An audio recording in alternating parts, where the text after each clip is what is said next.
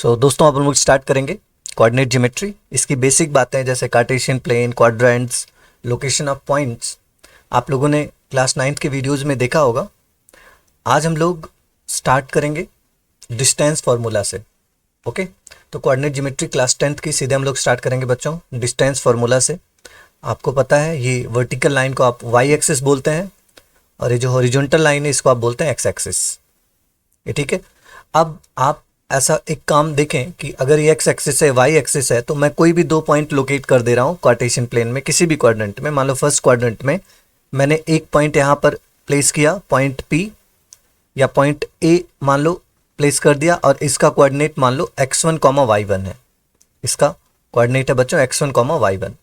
और फिर इधर कहीं मान लो दूसरा पॉइंट बी है जिसका कोऑर्डिनेट है x2, y2। और अगर आपसे पूछा जाए पॉइंट ए से पॉइंट बी के बीच का डिस्टेंस क्या होगा, तो इस फॉर्मूले को चलो थोड़ा डिराइव करते हैं, उसके बाद क्वेश्चन करेंगे इस पर बेस्ड।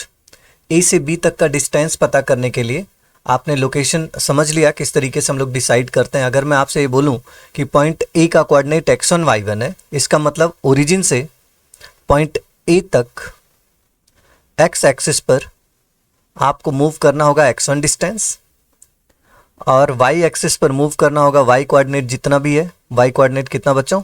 y1। तो y कोऑर्डिनेट के लिए y1, x कोऑर्डिनेट के लिए x1।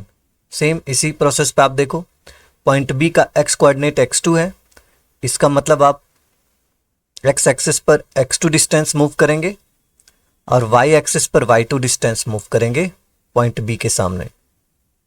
क्लियर? तो यहां पर हम मूव करेंगे y2 डिस्टेंस। ओके, अब अगर मैं आपसे पूछूं ये पूरा डिस्टेंस x2 है और ये x1 है, तो ये कितना बचेगा?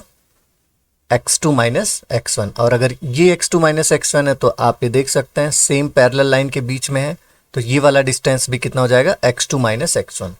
क्लियर? सिमिलरली ये पूरा y2, ये पूरा डिस्टेंस है बच्चों y2 और ये डिस्टेंस है y1, तो बचा हुआ डिस्टेंस यहाँ तक हो जाएगा y2 माइनस y1। अगर ये y2 माइनस y1 है तो इसके जस्ट सामने ये भी y2 माइनस y1 होगा।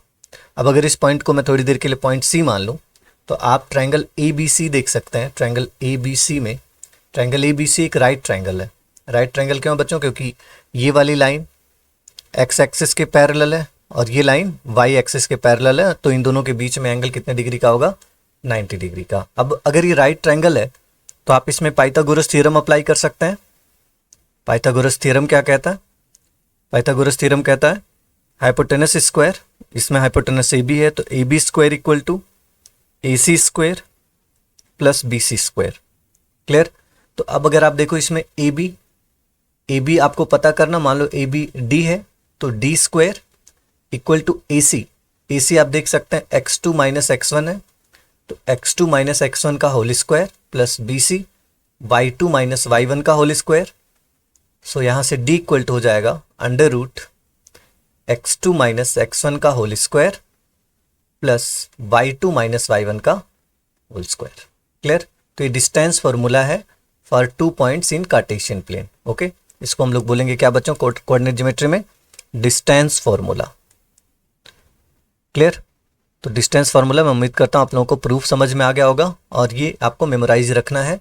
डिस्टेंस बिटवीन 2 पॉइंट अगर उनके coordinate x1, y1, x2, y2 हैं तो x2 माइनस x1 का whole square plus y2 minus y1 का होल स्क्वायर। क्लियर? अच्छा, एक बात और आप समझ लो कि अगर 3 पॉइंट अगर कोलिनियर हो गए बच्चों, आपको ये प्रूफ करने आ जाए, ये तो पहली बात डिस्टेंस फॉर्मूला हो गई। मैं आपसे दूसरी बात बता रहा हूँ, डिस्कस कर रहा हूँ बच्चों कि अगर मान लो 3 पॉइंट है किसी लाइन पर, तो 3 पॉइंट्स अगर किसी एक लाइन पर एग्जिस्ट करते हैं तो हम ये कहते हैं कि ABC आर कोलिनियर। अगर 3 पॉइंट एक ही लाइन पर एग्जिस्ट करते हैं बच्चों तो हम कहेंगे ये क्या होंगे?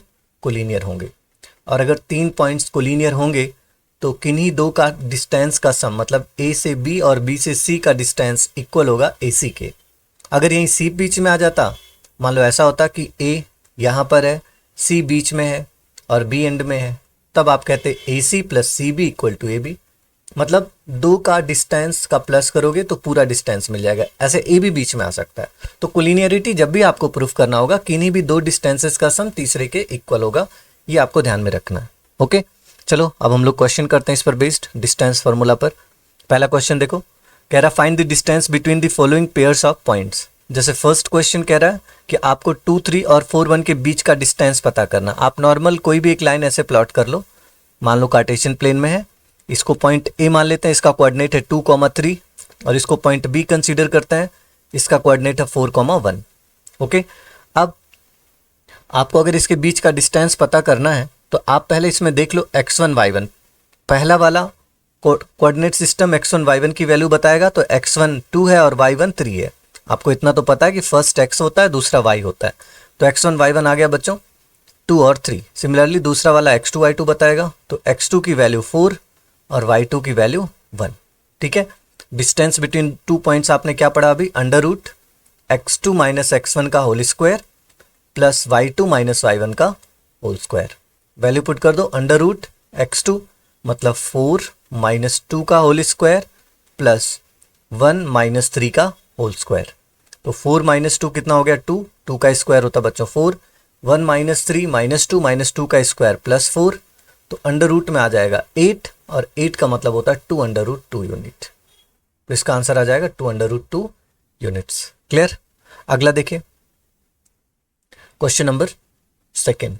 फर्स्ट का सेकेंड पार्ट क्या है, 2 पॉइंट है बच्चों -5 7 और -1 3 एंड -1 3। इनके बीच का अगर आपको डिस्टेंस बताना है तो पहला x1 होगा, दूसरा y1, इसमें पहला x2 y2। क्लियर। डिस्टेंस का फॉर्मूला आपने लिख ही लिया, under root x2 minus x1, तो x2 मतलब हो गया -1 माइनस माइनस प्लस 5 का whole square plus y2 minus y1 मतलब 3 माइनस 7 का होल स्क्वायर। तो ये हो जाएगा आपके पास -1 प्लस 5 4, 4 का स्क्वायर 16, 3 माइनस 7 माइनस 4 का स्क्वायर प्लस 16। तो आ गया बच्चों अंडर रूट 32 और 32 का स्क्वायर रूट होता 4 अंडर रूट 2 यूनिट। तो सेकेंड का आंसर आ जाएगा आपका 4 अंडर रूट 2 यूनिट। थर्ड देखो, ए बी और -a -b के बीच का डिस्टेंस बताना है। थर्ड है A B and -a -b, इन दोनों के बीच का अगर आपको डिस्टेंस पता करना तो आप यहाँ पर भी देख लो, इसको x1 y1, ये हो जाएगा आपके पास x2 y2। तो डिस्टेंस बिटवीन 2 पॉइंट्स क्या होता है, x2 माइनस x1 का होल स्क्वायर। आपने लिख रखा फॉर्मूला, x2 माइनस x1 मतलब क्या हो गया बच्चों, -a का whole square plus y2 minus y1 मतलब -b का whole square equal to under root -a -2a का होल स्क्वायर हो जाएगा बच्चों 4a स्क्वायर और -b का स्क्वायर हो जाएगा 4b स्क्वायर। अब आप यहाँ पे 4 कॉमन ले लो, क्या बचेगा आपके पास, a square plus b square. 4 का स्क्वायर रूट होता बच्चों 2, तो 2 under root a square plus b square. Clear. तो ये आंसर आ गया आपका थर्ड का। क्लियर। ओके, अगला देखते हैं question number 2। Determine if the points 1 5 2 3 -2 -1 are collinear. अगर बच्चों ये तीनों पॉइंट्स कोलिनियर है तो हम क्या करेंगे, मान लेते हैं ये वाला पॉइंट ए है, दूसरा वाला पॉइंट बी है, तीसरा पॉइंट सी है। तो पहले पॉइंट ए बी का डिस्टेंस पता कर लेते हैं। ए बी के लिए ए बी डिस्टेंस क्या होगा बच्चों, ए बी के लिए आप ये बोलेंगे, मैं लिख देता हूँ यहाँ पे पहले, for A B, for point A है बच्चों 1,5 और पॉइंट बी कितना है 2,3। पॉइंट बी है बच्चों 2,3। तो अगर आप इनके बीच का डिस्टेंस निकालते हैं तो क्या होगा, under root x2 minus x1 का होल स्क्वायर है। तो पता आपको x1 है, y1 है, ये x2 ये y2, तो x2 माइनस x1 मतलब 2 माइनस 1 का whole square plus y2 minus y1 मतलब 3 माइनस 5 का होल स्क्वायर। तो ये आपके पास आ जाएगा अंडर रूट में 2 माइनस 1 1, 3 माइनस 5 -2 का स्क्वायर प्लस 4। तो डिस्टेंस बिटवीन ए बी आपको पता चल गया अंडर रूट 5। क्लियर। अच्छा, बी से सी तक का डिस्टेंस देख लेते हैं बच्चों। बी, पॉइंट बी का कोऑर्डिनेट आपने अभी माना 2,3 और पॉइंट सी का कोऑर्डिनेट आपने कितना कंसीडर किया, -2, -11। फिर इसको x1 y1 यहाँ पर और इसको x2 y2 है ना। तो डिस्टेंस बिटवीन 2 पॉइंट, फिर वही फॉर्मूला अप्लाई कर दो, x2 माइनस x1 मतलब -2 का whole square plus y2 minus y1 मतलब -11 -3 का होल स्क्वायर। तो -2 हो जाएगा -4, -4 का स्क्वायर हो जाता है 16 और -11 -3 -14 का स्क्वायर हो जाएगा 196। क्लियर। तो अंडर रूट में आ जाएगा 212 और 212 को आप लिख सकते हैं 2 अंडर रूट 53। क्लियर। तो 2 अंडर रूट 53 आ गया बी से सी के बीच का डिस्टेंस। क्लियर। अब आगे हम लोग देख लेते हैं ए से सी तक का डिस्टेंस बच्चों। अभी आपने ए से बी देखा, बी से सी देखा, फिर आपको सी से ए देखना है। तो पॉइंट सी का कोऑर्डिनेट तो आपने अभी देख लिया, -2, -11, और पॉइंट ए का कोऑर्डिनेट कितना है 1, 5। इनके बीच का डिस्टेंस फिर वही x1 y1 और इधर हो जाएगा x2 y2। Distance equal to होता है √x2 - x1 का होल स्क्वायर। तो 1 -+2 का whole square plus y2 - y1 5 -+11 हो जाएगा का होल स्क्वायर। तो √2 + 1 3, 3 का स्क्वायर 9, 11 + 5 16, 16 का स्क्वायर हो गया 256, मतलब आ गया √265।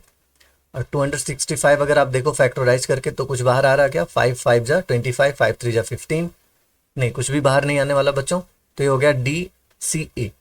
तो क्या इनमें कोई भी दो डिस्टेंस ऐड करो आप, AB, BC और CA, किन्हीं भी दो को ऐड करके क्या थर्ड के इक्वल आएगा? ये तो इम्पॉसिबल है, क्योंकि तीनों अलग अलग इरेशनल नंबर हैं और अलग अलग इरेशनल नंबर दो कोई भी ऐड करो तीसरे इरेशनल नंबर के इक्वल आ ही नहीं सकता। क्लियर। तो यहाँ पे आप ये कह सकते हैं कि दो डिस्टेंस का सम तीसरे के इक्वल नहीं है। So ABC are not collinear, ABC are not collinear. Clear. एक और क्वेश्चन देखते हैं बच्चों डिस्टेंस फॉर्मूला पर। Check whether are the vertices of isosceles triangle.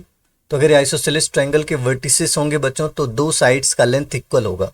मतलब इनडायरेक्टली आपसे डिस्टेंस पता करने के लिए कह रहा है। मान लो ये पॉइंट ए है, ये पॉइंट बी, ये पॉइंट सी। पॉइंट ए का कोऑर्डिनेट 5, -2, पॉइंट बी का कोऑर्डिनेट 6, 4 और पॉइंट सी का कोऑर्डिनेट 7, -2। तो चलो ए बी पता करते हैं। ए बी कितना होगा? ए बी के लिए x1 y1 और इसको x1 y1 मान लेते हैं बच्चों, इसको x2 y2 मान लेते हैं।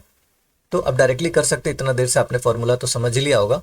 तो 5 - 6 का whole square plus y2 - y1 मतलब -2 - 4 का होल स्क्वायर। ओके, तो हो जाएगा 5 - 6 - 1 का स्क्वायर 1 प्लस 6 का स्क्वायर 36। ए बी का लेंथ आ जाएगा √37। BC का डिस्टेंस देखो।